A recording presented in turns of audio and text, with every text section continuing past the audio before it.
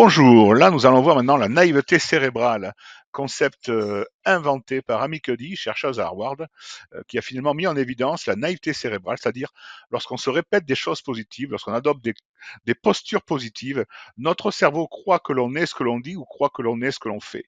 Il montre comment les poses de pouvoir, ce qu'elle appelle le power posing, prendre des postures confiantes quand on ne l'est pas, prendre des postures de domination quand on n'est pas dominant, modifie les niveaux de testostérone à la hausse et de cortisol à la baisse. Elle explique que c'est la même chose dans le règne animal. Cette étude publiée en 2010 en fait, elle a tout simplement demandé à des sujets de mimer ces postures pendant 2 minutes, et ensuite elle a regardé des doses, des niveaux de doses d'hormones avant et après. Testostérone à la hausse, cortisol à la baisse.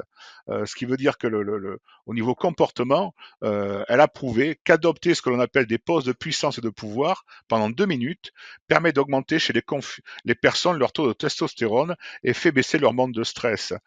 Ce qui permet de dire que ben, vous voulez présenter un entretien, vous souhaitez être dans la meilleure apparence, le meilleur rapport avec les autres, eh bien, imaginez-vous dominant, imaginez-vous confiant, et votre corps, votre cerveau va faire en sorte que vous adoptiez cette attitude-là.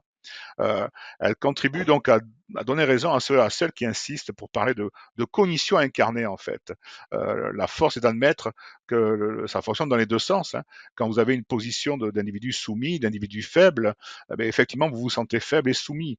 Quand vous avez une position d'individu fort et dominant, confiant, vous avez effectivement un autre rapport de force, une autre relation à l'autre.